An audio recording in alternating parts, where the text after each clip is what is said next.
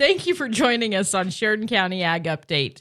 Today I have with me Beth Hebert from Western Heritage Meats, and we're going to talk all about local producers. But first, I want to say thank you to Heartland Kubota and Truebill Builders for being our sponsors. Beth, thanks for being with us today. It's a pleasure to join you, Liz. Well, I am excited to start off this kind of summer educational series about our local producers, from meat to the vegetables, the raw milk, honey, all those sorts of things, because I think there's so many producers around here that people just, they don't know. Yeah. And I know that they want to support, but they just don't know, because I see it all the time on Facebook. Where can I buy a beef? Where can I buy this? So let's just dive right in about our local producers. I love it. So our local producers really are the hidden resource in Sheridan County. It's really incredible to see how such a small geographic area could have so much diversity in the types of animals and the types of products overall, whether it be vegetable, honey. I was just talking with one of our local ranchers about soaps and those types of things even. And it's really great to see these traditional types of product development that are still in place today. Nationally, it's being looked for everywhere. I mean, if we look at just general marketing that's happening, if we're looking at society as a whole and the way it's kind of shifting in the questions that it's asking and the things that it wants to know about its food, our local producers are the lifeblood of that. And it's so exciting for me to get to be able to help them in getting those things actually out to the consumers and on those families' tables every single day. Well, and you mentioned, some of the byproducts that are coming, the soap. Yes. I mean, from the beef tallow and everything, all these different byproducts then can come, not just from the meat itself, but from everything else. And so I think that that's something that you see a lot of at the farmers markets as well. Absolutely. We've had a lot of interesting conversations around what products are, for one, selling, because that's part of the equation. There has to be a market for people to actually buy it. But then what products actually make sense to even produce? So if I look at like a beef tallow, for example, there's actually two different kinds of tallow. There's standard tallow, which is any kind of fat off of the beef that you're looking at. And then there's also pure tallow, which is only kidney fat. So when I'm talking about I'm going to go and I'm going to make a cooking tallow that I can maybe infuse with some garlic or some onion or something like that, I'm more comfortable to take a variety of the fat off of the animal because it'll give me a more comprehensive flavor. And it will also allow us to have a little better texture and quality. But if I'm looking at something that is sunscreen, hand lotion, soap, all of those types of things, I actually want the kidney fat. That pure level of tallow is such a high quality. For one, it's got great physical benefits for you having it on your skin. But for two, you remove some of the smell that can sometimes come along with a tallow. It's almost a beefy after smell to it, not as prevalent inside of a kidney fat. So a lot of what we've been doing over the last couple of months has been working with our producers and saying, okay, what kind of production do you actually need? What does it need to do in terms of quantity? What does it need to do in terms of quality? And then let's go ahead and do some market research and figure out how we can help you best position that in the market so the consumer who's begging for it can get it at a price point that's fair and reasonable, and yet our ranchers are still taken care of and are able to make a decent living and be able to take care of their animals in the way that they have for generations. You know, and I think you bring up two really good points that I want to talk about. First, people think fat is bad. Yeah. I hear that all the time. Maybe on me, but not on your beef. That's right. Or your swine. But, there's the visceral fat, and there's the marbling fat. And the marbling, marbling is flavor. Yes. You want the marbling. Fat equals flavor. Yes. It's one of our favorite slogans in the office. If I'm looking for the best steak on a counter, I'm looking for the one that has those beautiful fat ribbons throughout the entire piece of meat. And that gets into some of these techniques that our ranchers have really defined and refined over the past 100 years. The history and the legacy here is just incredible. And you can see it in the quality of the meat that's being produced. Well, and another thing, coming from producing beef, my husband grew up with registered Angus cattle. Okay. And so you have the EPDs, and now the ranchers, as they're breeding these cattle and making these breeding decisions, I mean, it starts before the calf even hits the ground. Absolutely. Because in your EPDs, there is a ribeye measurement. There is the fat. There's all sorts of things that relate to getting the product on the table. Yes. And I think people don't really know that, it starts for the rancher before he even begins to breed his cattle. And it continues all the way through till it gets to your table. Absolutely. I would even argue it goes before that when we're getting the leases on the land. Because depending on the land that the cattle are grazing on, that can have a huge impact on the flavor and the fat content throughout the muscles inside of that animal.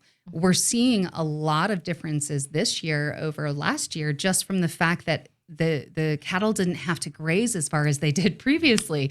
Some of these cattle are big, and I mean real big. And we think a lot of that comes down to they weren't having to burn the calories to be able to graze as far. And you're definitely seeing the results in the meat. So I'll be interested to see flavor profiles this year compared to what we've experienced historically. I think you're going to have some pretty cool differences. Well, and you talk about that, you have cattle running on irrigated ground versus non-irrigated. Yes. If you get into different parts of the country where they run on corn stalks, they go like up around the Hardin area, they winter fallow and everything else. So, I mean, it is definitely a difference. And, there's a huge difference in what you're getting at the big box stores compared to what you're getting from your local producer. Absolutely. And you're helping your neighbor. Yes. I mean, that's the other thing. And I know that beef prices have gone up, not just beef, but all of our different meat products have gone up in price. And let's talk a little bit about that. Yeah. I think folks don't realize that maybe the rancher, we might be making a little bit of profit for once, just a little bit, not much. It's actually it's really great to see, right? So one of the risks that the ranching community and the farming community runs every single year is they are upfronting all of the expenses of the inputs. So your grazing land, each piece of land can only graze so many head, right? On top of that, any grain feed that they are using, any supplements that they are using, and then also the amount of time that they are growing them. That time factor is actually a pretty big deal because for every extra month, it's extra expense. And I don't think people always realize that when they go to the grocery store and they pick out their steak. The opposite side of that is there are pressures on those markets right now that are making it really hard to even say what comes next. I was reading the industry reports last week, and it was talking about JBS is shutting down another facility in Pennsylvania. You've got Cargill is having some strikes go on some of their locations. And then we throw on top of it the fires inside of Nebraska and what that's going to do to feed prices later this year. And I'm going to be honest with you, it's scary sometimes. And the amount what of that's cattle, going to mean. The amount of cattle they've had to liquidate because they don't have anywhere to go with them. Yep. They don't have pasture. If you look at the sale barns in Western Wyoming for the last 2 months, they're running record numbers because the drought levels are so much worse there than we're seeing directly in Sheridan County. They're selling off large portions of their herds because that's what's going to be necessary to get through this level of a drought, and we all know it. One of the things that we really focus on is with all of these pressures, where's a point of release? What is something we can do to make it easier? What is something we can do to help calm some of the fears of what is going on, not just with our ranching partners, because trust me, I'm on the phone every day. Yes. Having conversations about what can we do and what does it look like? How do we help relieve some of the pressure from a price point on the consumer too? That's part of the conversation. I don't think there are any easy answers right now. I think it's a little bit of everything from everyone. With that in mind, there are things that we can do to help. I love the fact that you're doing these podcasts because I think the education component helps, right? When we talk about food, for generations, people assumed that the food that they bought in a grocery store just came from a cow, and they didn't think about anything else that happened in that process. We're starting to wake up and ask what is happening in that process, right? It is no different than our own physical bodies. If we're putting not good food into our bodies, we're going to get not good reactions from our bodies. It's the same thing with our livestock. If we're not putting good food into our livestock, we are not getting good food back out of our livestock. And that is a really serious conversation. There's been a lot of discussion around grass-fed versus grain-fed. And I'll tell you, there's a place for both. Absolutely. Right? But there's a difference in grain-fed. There is a difference between large commercial feedlots that are only looking at how to reduce the cost versus feedlots that are looking at it saying, we know that this grain mixture will create high quality cattle that have a good taste profile and the animals are healthy. It's two very different conversations. And I really, truly believe our consumers, the end users of this product, are waking up to that difference and starting to see that it matters. And it matters more than it did even 6 months ago. You know, one of the things that I hear being on the sale committee for the 4-H and FFA, we have such a generous community here, which thank you to everybody who comes and supports that. And we can't do what we do without all of our wonderful processors around our area. But one of the things that I get asked a lot is, well, do they have growth hormones? No, they're just really pampered and really well fed. No, there's no growth hormones. For the most part, I'm sure that there are still ranchers out there who do use that. Sure. We personally do not. It's not something that we do.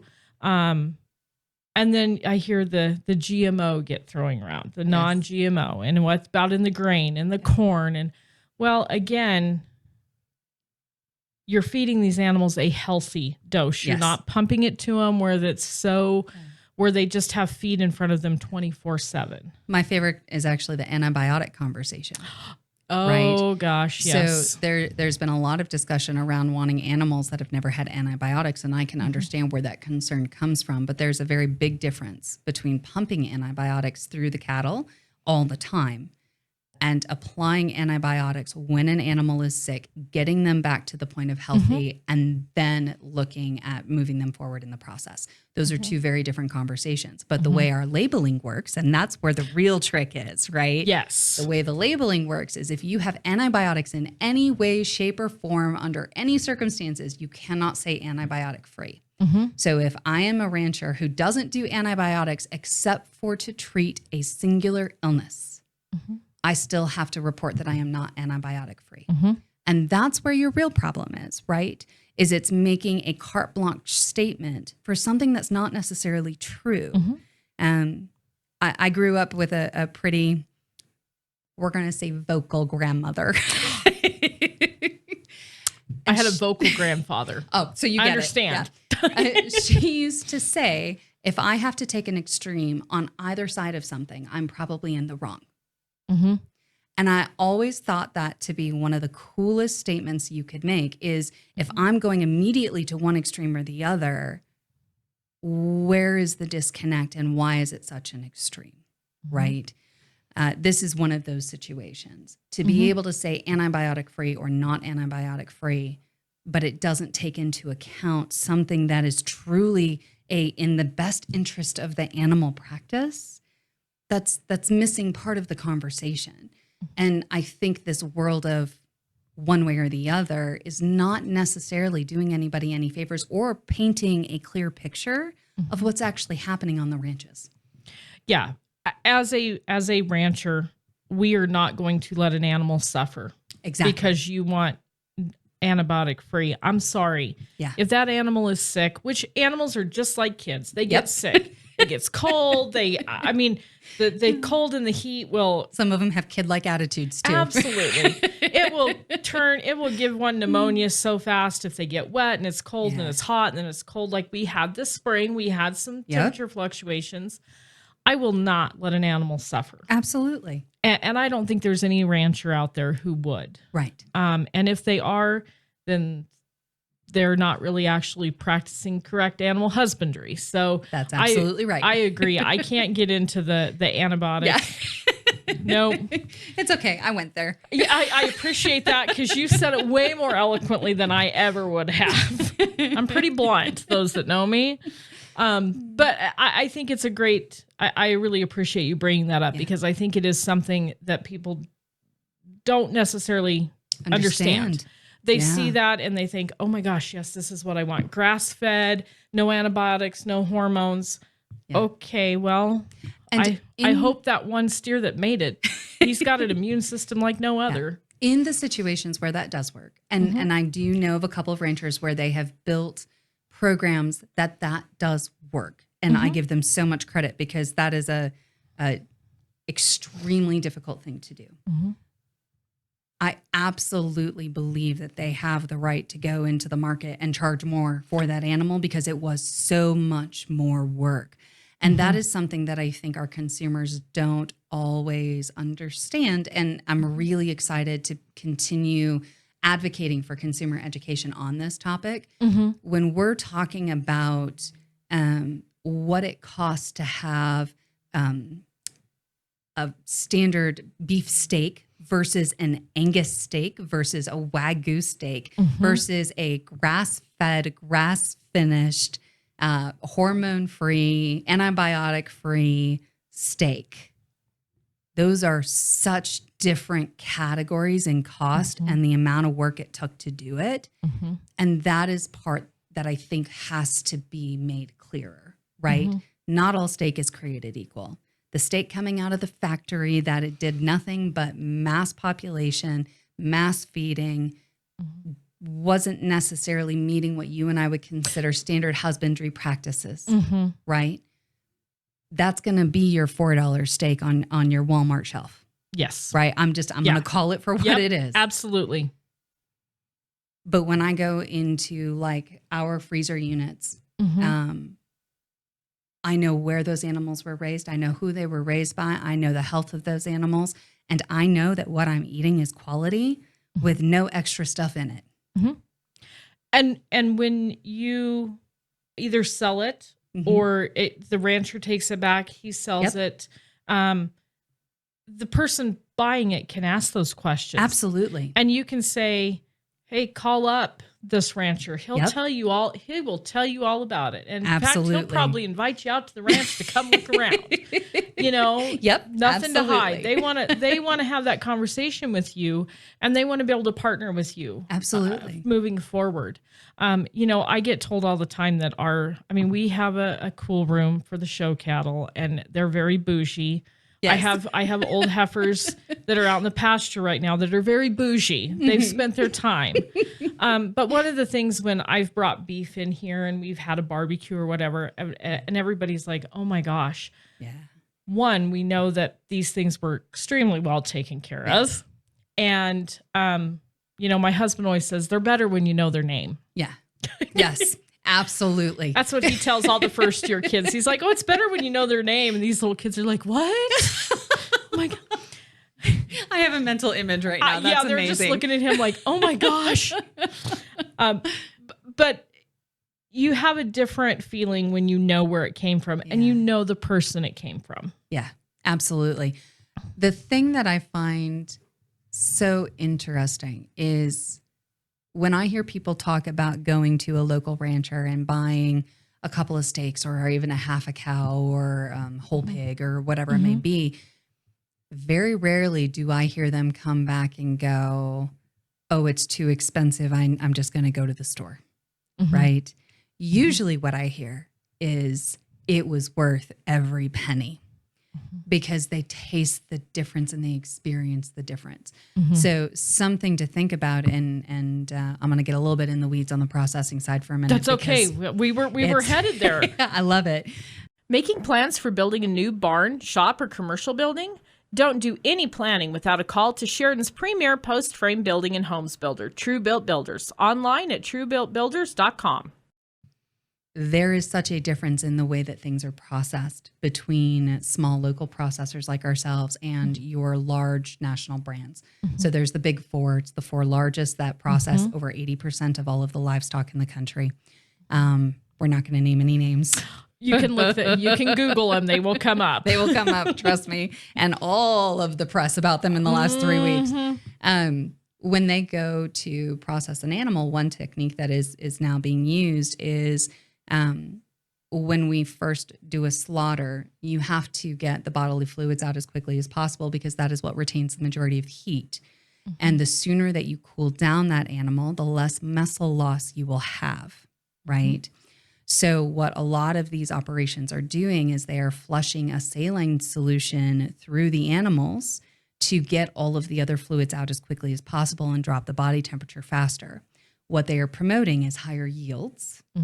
But what they're not telling you is that saline solution is a water sugar saline solution, which is now injecting sugar into your meat. Okay. Not all facilities use it, but the ones that do, the size of their 4-ounce steak compared to a 4-ounce steak at an operation that isn't doing it is larger. Or I apologize, smaller because inverse. It is smaller because the actual weight of that meat is heavier because that saline solution ran through it. Okay. So yes, your yield is higher, but it's not actually any more meat. And it is something that really concerns me when I look at the science behind it. Anytime you're putting something into your food that is not a natural thing, you have to question what that impact is going to be. Hypothetically, everything gets drained out. I have yet to see an animal, even using the techniques that we use for draining purposes, that everything gets drained out. Right. So I have a hard time believing that they are getting 100% drained out. When you go to the store, your meat should not be gray. Correct. I will just put that out there. Correct. So it is something that we look at these techniques and we talk about these techniques. Now, if I were to tell you that someone went in and used a water-only based solution, not as big of a deal. The fact that it is a saline solution is where it causes us concern and we have questions and we want to see the science. Yes. This is why it's important to use your local processors. Yeah.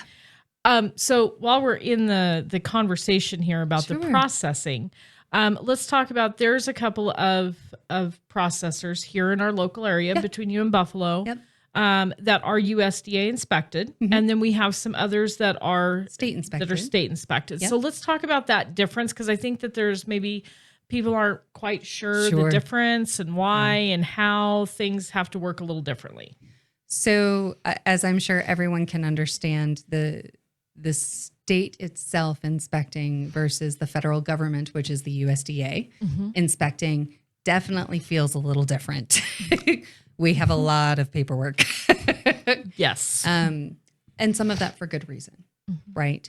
So let's talk about the logistics of the USDA, because that's what I know best. We have a representative from the USDA on site every day, as long as we are cutting, processing, killing, packaging, any of it.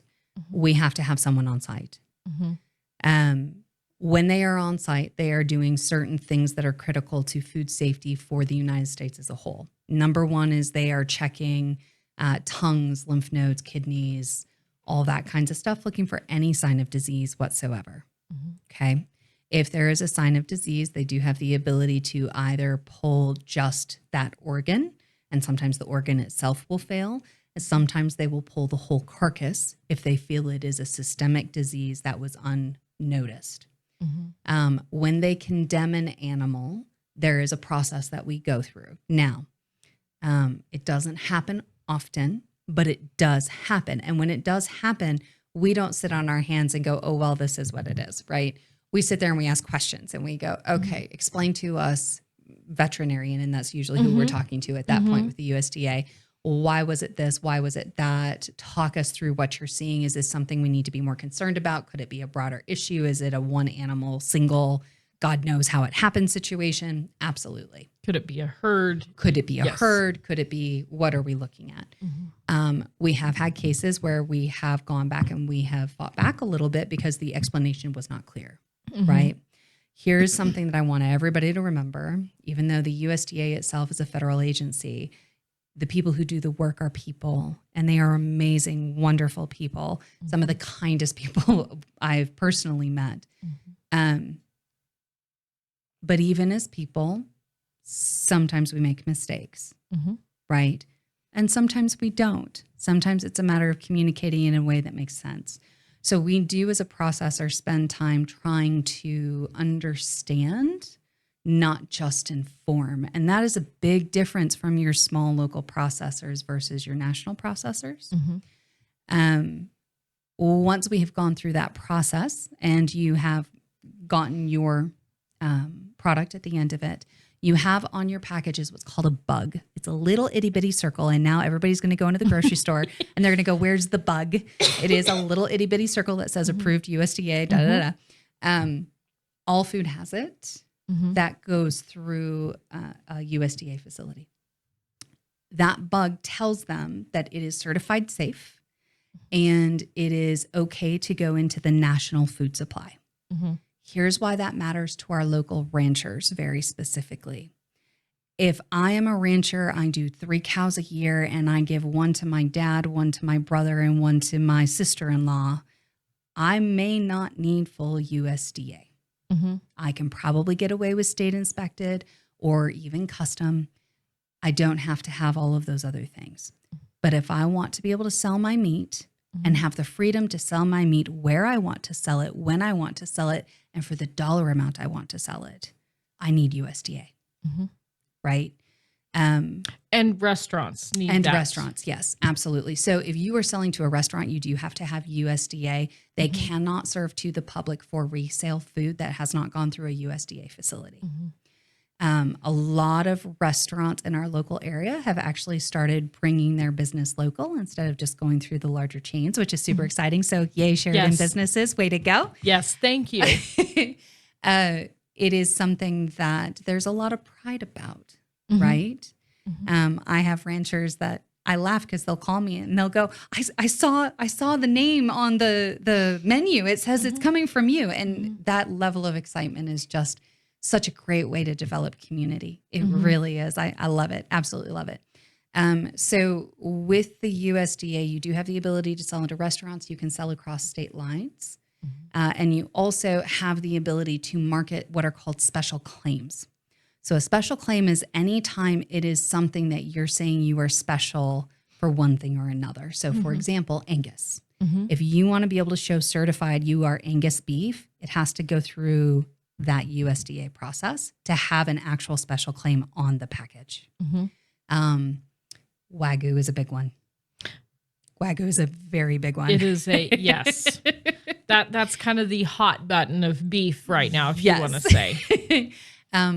Grass finished and grass fed, also hot buttons. There's a very interesting distinction there, and we can talk about that in a little bit. I have a good time with that one. But being able to actually make that claim for purposes of your marketing is important. Something that we're working on is bringing in grading. So the USDA also offers a grading program. Previously, you had to have a second USDA person on site all the time to be able to do grading. They've now changed that there's a remote option. So we're in the process of setting that up. The grading allows you to say my meat is choice, select, premier, so on and so forth. And if you want to talk about driving revenues with our society as a whole kind of going after this cowboy culture and really starting to question where their meat is coming from. Thank you, Dutton Ranch. Thank you, Dutton Ranch. Thank you. Thank you, Taylor Sheridan. Yes, thank you, Taylor Sheridan. Appreciate you bringing this to the forefront. It provides opportunities for even our local ranchers to have a broader reach. That's something that we've been very focused on this last year, is how to help our producers in being able to manage a broader reach and go after some of that higher dollar value sales. We just brought out a national shipping program that when our producers have finished the processing of their animal, they can actually have us go ahead and do the shipping on a national basis. So they don't even have to come back into the shop, which has helped quite a few of our ranchers who are running like crazy with trying to figure out their fields right now. We love the rain. Thank God for the rain, but oh my goodness. Yeah. Still doing a little irrigating in between the rainstorms, not going to lie. Yep, absolutely. But it makes schedules tight.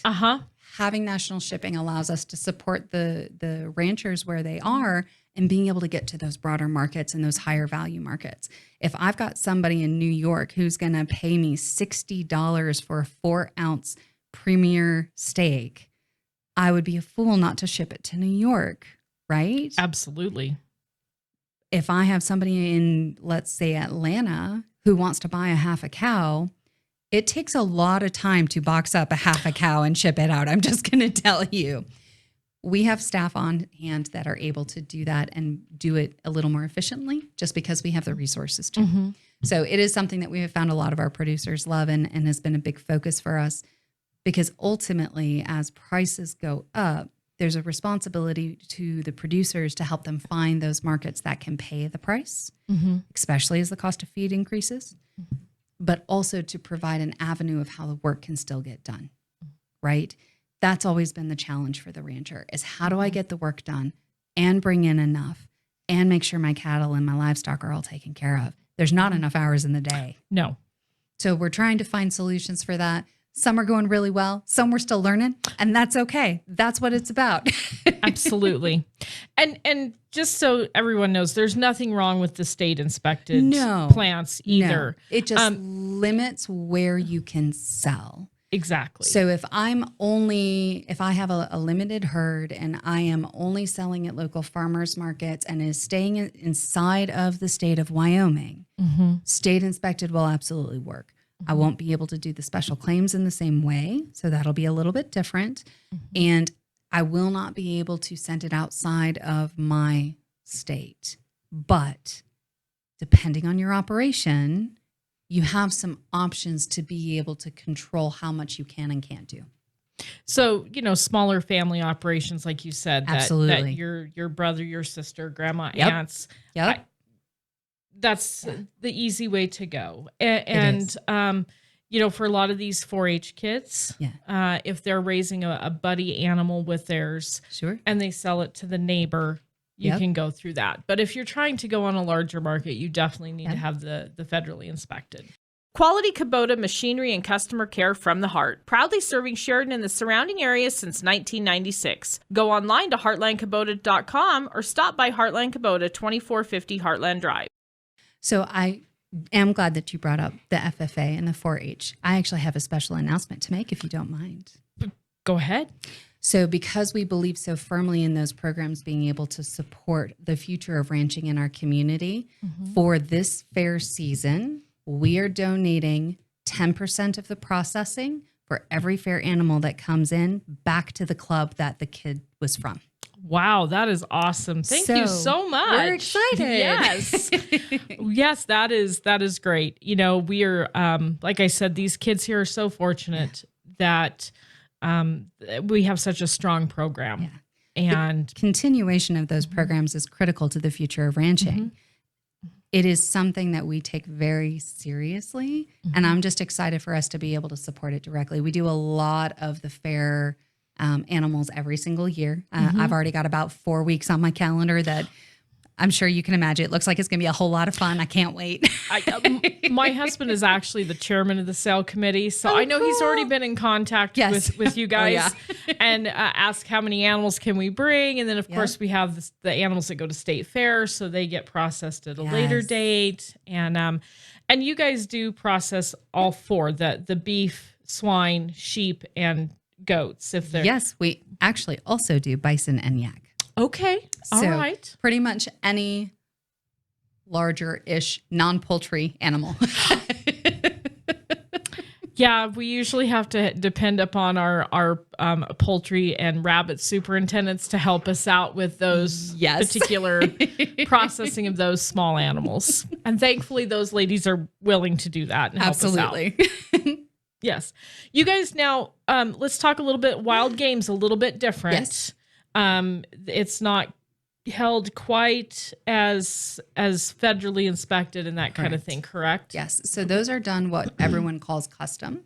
And a custom is a non-traditional animal, basically, is how it plays out. Okay. There's a little more nuance to it than that. But for all intents and purposes, custom is custom is custom. We typically we do all custom operations that we run outside of our normal production because it does not have to be USDA certified. It's one of the reasons why we can do the custom for a little less because we don't have the USDA part of it. Right. But it is something that as a community and I know this is true for us. I'm sure it's true for some of the other processors. We're all hunters. We enjoy this. Right. Well, and I'm sure you guys, I know that some of the other processors during hunting season, they block that out to any of the other domestic animals. They just have wild animals in there.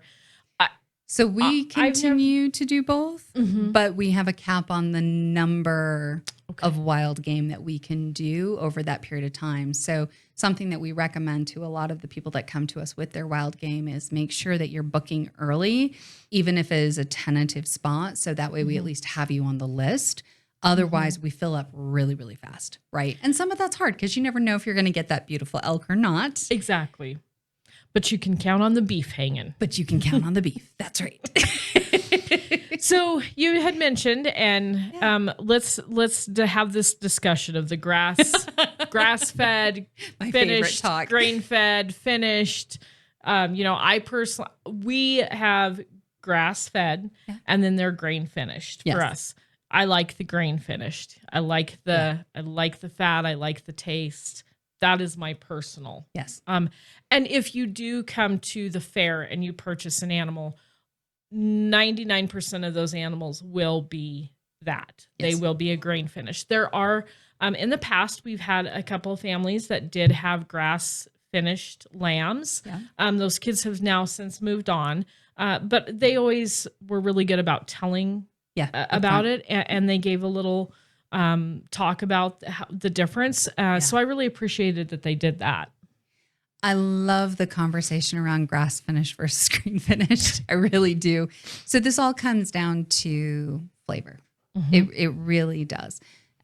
So I've been a hunter for quite a while. I originally was from the Wisconsin area, and in Wisconsin, your deer, we're going to use deer as our example, will eat on the cornfields and eat the nuts out, the acorns and things of that nature out of the trees. That's the majority of their forage.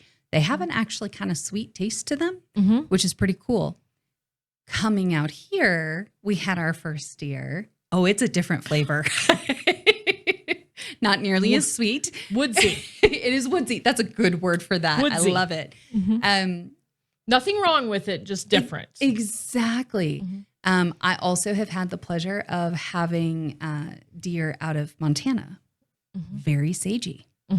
That the area that the deer were roaming there, very heavy in sage. That's their primary diet. And you don't need to add anything. It's very sagey. They have natural herbs already. That's right. Beef are going to be the same way. And actually, hogs are the same way too. What they are eating is going to impact their flavor. So if I'm looking just in general terms, grass-fed, okay, that animal has to be able to walk great distances to be able to forage, which means it is burning off some of that excess fat. It is much, much, much, much leaner, right? It also is going to be highly dependent on the fields that you have. So last year, there was a couple of producers that where they were having their cattle forage and graze had this huge bloom of flowers. Never had a bloom of flowers in that pasture ever before. That year they did. That meat had a completely different flavor profile that year than it did to the years prior or this last year. And a lot of that has to do with the fact that you had this massive floral bloom that hadn't been present in other years. Drought has a big impact. So if there is a drought, they are probably having to go even further to be able to find the grass that they need. A lot of ranchers who have done grass fed have now gone to grain finished. So finished only means what did I do in the last roughly 120 days before the animal was slaughtered. If I fed them on grass all the way up to that 120 days, then they were grass fed. If I put them on grass in that 120 days, the entirety of it, they're grass finished. If I put them onto grain at the end to help them put on some extra pounds and create a little better marbling and do those kinds of things, that's going to be grain finished. Your grain finish is going to have just as much variety inside of the flavor profile based on the grains that you're using, right? So if we're talking about a lot of barley versus corn versus hay versus all kinds of different combinations. Oats and, absolutely. If there was a little alfalfa in your hay. Yep. That really changes the flavor profile over a period of about 60 days. If they're not fed on that for at least 60 days, then you run into a situation that it hasn't actually worked all the way through the muscles yet, right? So we do say if someone's going to do a grain finish and they're looking for a specific flavor profile, they have to be on that finish for at least 60 days. So let's talk about what that means for actual, we're going to call it production, okay? If I'm doing direct to consumer, those consumers have the ability to go and try a whole bunch of different ranchers over time, right? When you find one you like, stick with it because you will probably never find that flavor profile again, okay? When I talk about going and working directly with restaurants and working with grocery stores where we need to have that consistency, the steaks are always about the same size. The flavor is always about the same thing. The marbling is always going to be in about the same way. That's where we say it needs to be these specific types of cattle. They need to be on some combination like this of grain for at least 60 days before they go into processing. So that way we have consistent size, consistent taste, and a consistent profile overall for the steaks that are coming back out to go into these restaurants. Because the last thing you want to see at your favorite restaurant is you go and get the 14-ounce sirloin and it is just to die for with incredible fat marbling throughout it. It is the best meal you've ever had. And 2 weeks later, you go back and it is just rubbery and tough. Completely different. You never want to see that happen in a restaurant. And so that is the challenge as we're talking about doing business with producers locally is what is that criteria that we need to have in the last 60 to 120 days of the development of the animal to get the consistent size, flavor, texture, overall profile that the restaurant is looking for. And the balance inside of that is probably the most fun part of my job. I'm just going to call it. I love being able to work with the ranchers to find a way to meet the need and to help the restaurants to find a way to develop this experience that nobody's getting anywhere else because we're taking the time to do it right local. Well, and to expand on that a little bit, and maybe we're getting into the weeds, but that's okay. We like weeds. It's my podcast. We can go there. This industry size of cattle has changed over the years. Oh yeah. Dramatically. From big old tall lanky things to little short pudgy midgets to somewhere in the middle. Yes. As we go through these things with our 4-H and our FFA kids, the one thing that we continuously talk about and we continuously evaluate as a sale committee is the size of the animals. Where is that ideal weight? And just because your steer and my steer are both the same weight, their frame size makes a difference. Absolutely. They can both be at 1250, but if I've got a moderate calf, he's going to look a whole lot bigger and have a whole lot more muscle definition than a Wagyu at 1200, which the Wagyu actually, my understanding is don't mature as fast as some of your traditional English breeds around here. So they actually take longer. They do. And so, again, there's part of that breed that people don't always understand. It's just like with our swine. Our swine superintendents continuously evaluate with those kids. And we've really kind of tried to narrow in, this is where your ideal weight is for a swine to have that good taste, that good pork chop, the bacon that you want with the fat and all that kind of stuff. And I think as an industry whole, you're seeing that as well, which is, again, the consistency. So something that we talk about a lot is while we strive for consistency, we recognize individuality, right? If I'm talking about European breeds, right, they're going to be fairly consistent. You're going to have a little bit of variation, but it's all within about a 10% margin, right? If I talk about a Coriandi, roping cattle. We're in a different discussion here, right? If we have a rancher that is dedicated to Coriandi, then our responsibility is to help them find the best way to market that and the best price points to market that, to help them find ways to be successful with the ranch that they are trying to have. It is never our job as a processor to tell them what cattle they should raise, right? Right.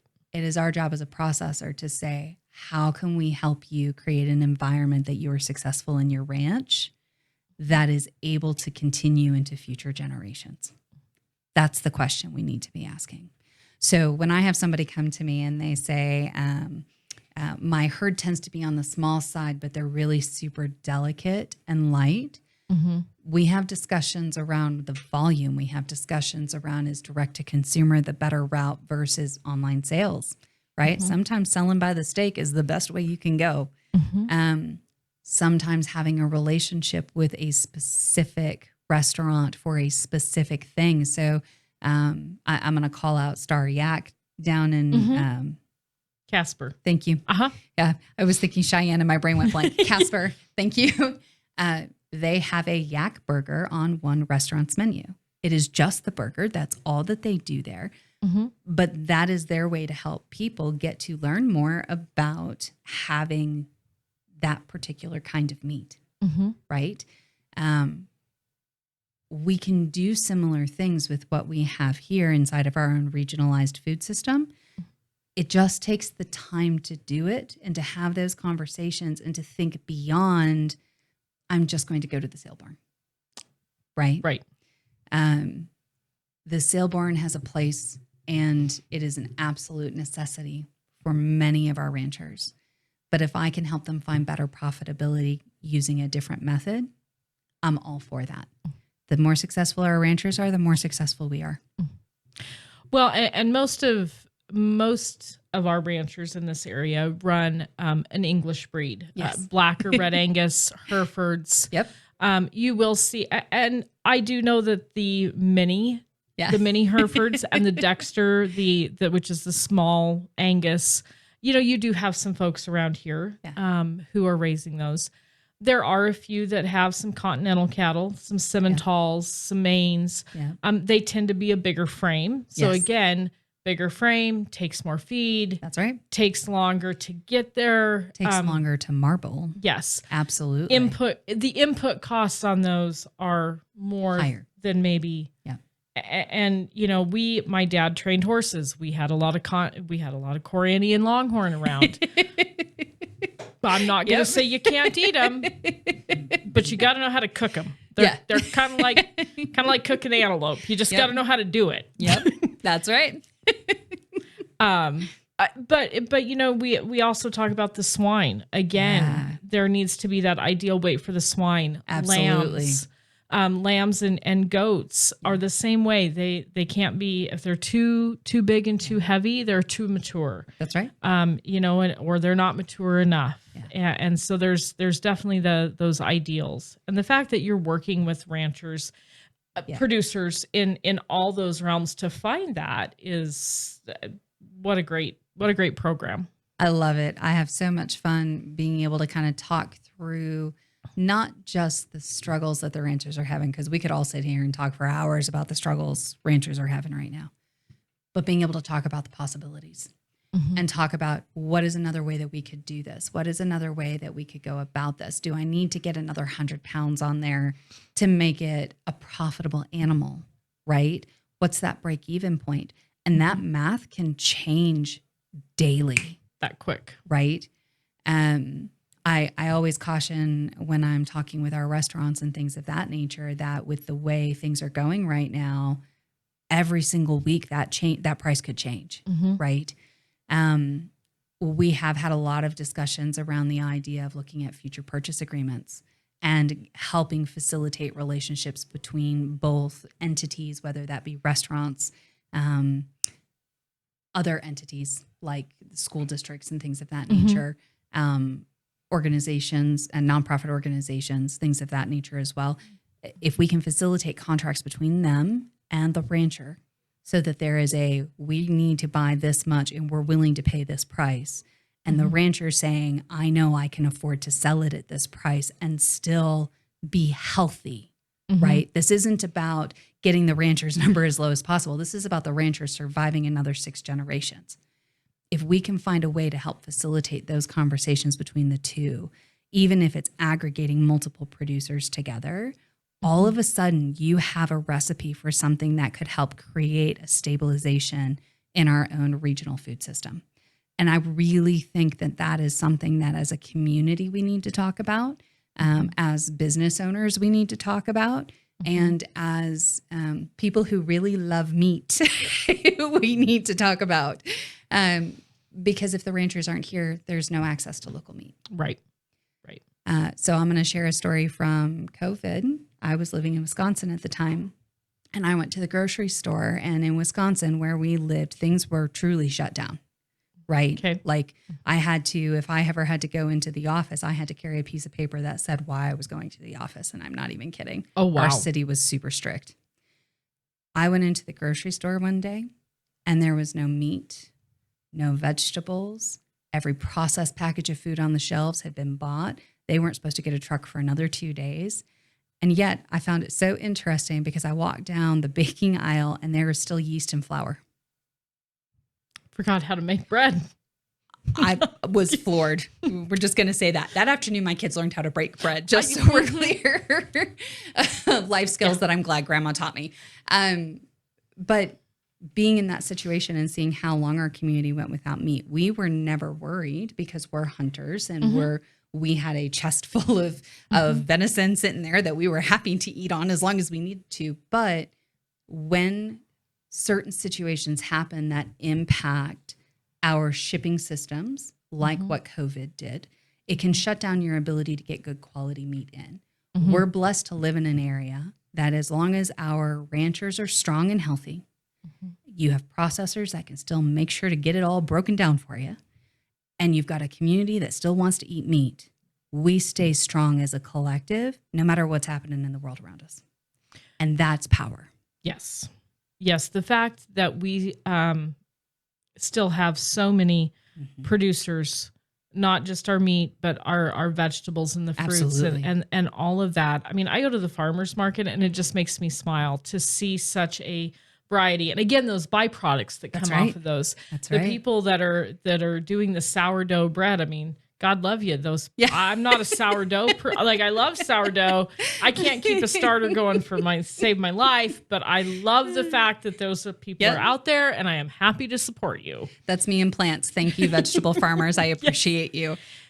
One of the reasons last fall I came up with doing this Beef for the Holidays promo was to remind people that we still have local beef producers around here. And not just beef, but we have local swine. We do have sheep and goats. So we have local meat producers here who want your business. Absolutely. They want to help you to get good meat on your table that is good for your family, that you know where it came from. Yes. You know what the input is. And you're helping your neighbor. Absolutely. You're supporting your neighbor. You're supporting the local ranchers. It was really important that we did that. Yeah. And the amount of people I heard they didn't win, but they were now seeking out those people who were part of the contest was really, really cool. And it did exactly what I was hoping it would do. It got more people out and about looking for those local ranchers. calling the processor saying, hey, how do I do this? Yes, absolutely. I love those phone calls. I love getting the questions. So I was just going to say, so if somebody's watching this podcast and they said, I've moved here from somewhere, I don't know any ranchers. Yeah. I don't know how to go about this. Sure. Call any of the processors, call you up and say, how do I do this? Yep, absolutely. You can call us at Western Heritage. We're happy to talk to you. We have been updating our online website. So there will be the addition of some additional information on ranchers that we actually help consign their products. So we actually help them with the sale of by using our website. Okay. And then we also do the national shipping. So like for me, every year for Christmas, I put together this beautiful little meat box and it goes to my parents in Texas. And they're very happy. So there are things like that we're happy to help with and help talk through. We're also happy to facilitate an introduction. So something that we don't do directly is the holes and the halves. We leave that to our ranchers because there's a lot more that goes into the holes and the halves than I just want a steak. Right. So from that standpoint, give us a call and we'll absolutely talk to you about who to talk to. We'll get a better idea of what you're looking for. We know our producers meet and we're happy to help give some ideas on what might be the best contact. It'll help cut down on the amount of, well, do I call this one or this one or this one or this one? Right. Or which of the 168 that we work with. Well, and I'm going to take a minute here, not to steal it, but if you are looking and you want to support one of our local youth, feel free to come to the fair. Yeah. And you can pick your processor and you can work with them to get that animal processed. Right. You can also do wholes halves. You can buy a whole, split it with your neighbor. We'll help you get all that handled. If you're looking for that, please let us know. You can call me here or send me an email here. I can get you in contact with Stuart Kincaid or Justin West. They can help you get that done. And then it goes to your processor and you've got fresh, good local beef or pork. That's right. Lamb or goat in your freezer. I'm going to be all four. Exactly. Now I'm going to be honest. I haven't tried goat. I would love to. I just have not yet. I'm pretty sure I've got a connection for you. Okay. I need some lamb, by the way. We'll talk. Okay. Sounds good. Have some in the case. You can come on by after. Perfect. Well, Beth, thank you so much. We could go on and on and on and be here, but we have to save some content for our next time. Absolutely. Always a pleasure. I have a feeling you will be back. We definitely would like to have you back on and really appreciate it. Give Beth a call up at Western Heritage if you have any questions or need to be led through this process of how you go through it. If you've never done it before, give her a call. She will help you get through it. Absolutely. And I hope to see you all at the fair. Yes. That will be August 3rd, by the way. All right. Well, thank you again. For more news, sports, and podcasts, check out SheridanMedia.com. And thank you to our sponsors, Heartland Kubota and True Built Builders.